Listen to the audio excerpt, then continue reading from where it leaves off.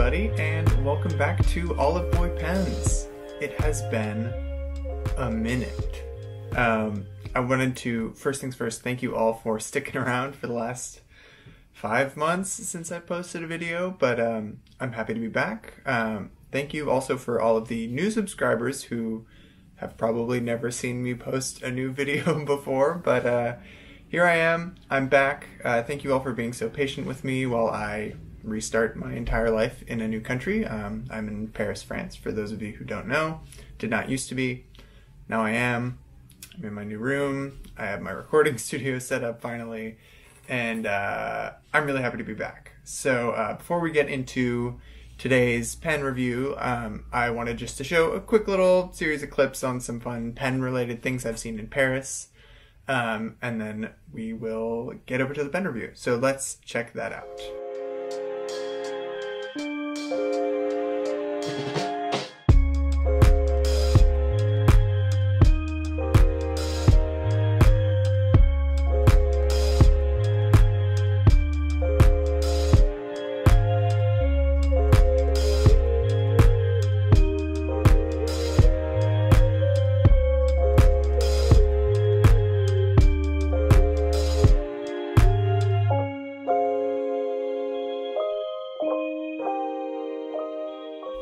Alright, I hope you enjoyed that little look at my life lately.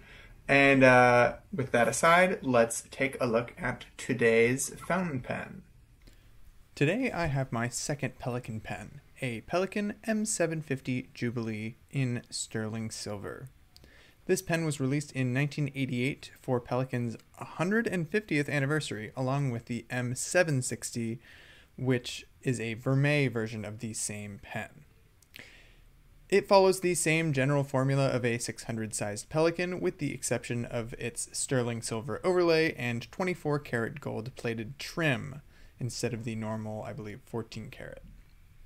Interestingly, I found it to be smaller than my modern vibrant orange M600, nib included.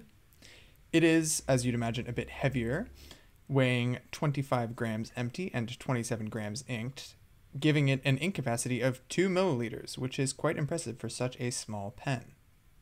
Some other fun features are its green transparent ink window, which is quite useful, and the cap band engraving, denoting the West German origins and the birthday of Pelikan.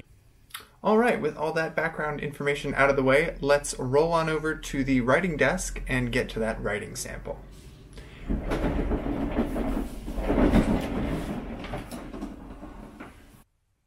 Okay, let's get to writing with the Pelikan m750. This thing is so shiny under this light, it's kind of wild. So, the nib we have on here is a medium semiflex nib. I was given a choice of nibs when I was buying this thing, and that sounded pretty great. So yeah, let's check it out. Pelikan m750 medium semiflex.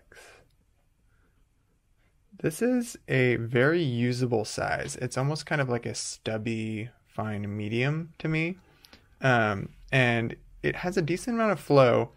I actually was using a different ink in this before. I was using a Lamy Petrol, and I found it to be way too wet, so I switched it to Kyoiro Stone Road of Gyeon, which is quite a long name, but it is a really nice kind of neutral gray-brown with very little, I don't know, it's not a very wet ink. It's pretty dry, to the point that I actually don't use it in very many pens because I don't have any pens that are like very inky. This was that, and now with this ink in it, it is a ideal mix of flow and usability. The nib is, like I said, a medium semiflex, so you can get some line variation out of it if you push a little. And I definitely would say it's softer than, you know, a modern Pelikan nib, but it is by no means a crazy flex nib. It's just nice if you want to add like a little character to your writing, which you know, is a pretty normal thing to want. That's kind of why people use fountain pens for the most part anyway. Yeah, one thing I like too about like the mix of this kind of drier ink and wetter nib is that it makes the ink last forever. I've had this inked for quite a bit now, no signs of stopping, and I do use it a fair amount. It is a fairly small pen. You know, as far as Pelikans go, it gets a lot bigger than this, but still very comfortable, unposted, and pretty comfortable posted. It posts pretty deep. And very solidly. It's quite a smart looking pen, I would say. I think it handles differently than any other Pelikan that I've really ever used, because I find those to be mostly pretty light.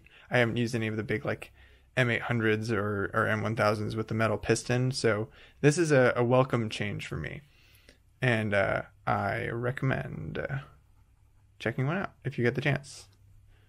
One thing I'll note too is this was a little bit odd. Normally Pelikans have swappable nib units, so I wanted to see if it would fit my M600 modern nib unit, but I wasn't able to get this one out the normal way. When I like twisted it, it actually just pulled out the nib and feed. So I don't know what the deal is with that, but I don't really need to swap the nib. It's lovely and quite a nice writer. So let's wrap this up.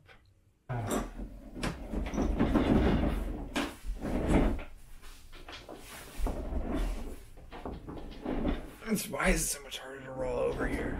I think this floor is uneven. Well, all in all, I am very pleased with this pen.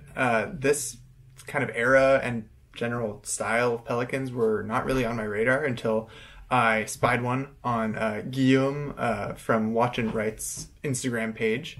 Posted this one for a very reasonable price. A price that I felt was too low, to the point that I actually DM'd him being like, did you miss a zero?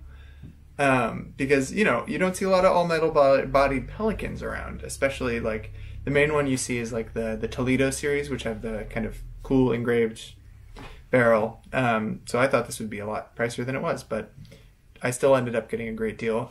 If those of you who don't know, Watch and Write are a Swiss based pen and timepiece store. Great Instagram account. I'll put their @ in the description below. Highly recommend. Very cool stuff at very good prices. Though, you know, it's a little bit easier to ship to if you live in Europe, which is why I had never bought from them before. I've been carrying this pen a lot more than I expected to. I thought I would kind of be babying it, but I actually trust it more in my pocket than than my Vibrant Orange, because it's a little bit smaller and it is all metal. So I feel a lot less worried about, any potential, harsh conditions that can go under. It's a very solid feeling pen, very nice writer, without being, too flexy or inky to actually use in an everyday setting. And if you can find one of these, I highly recommend it up if you have the means.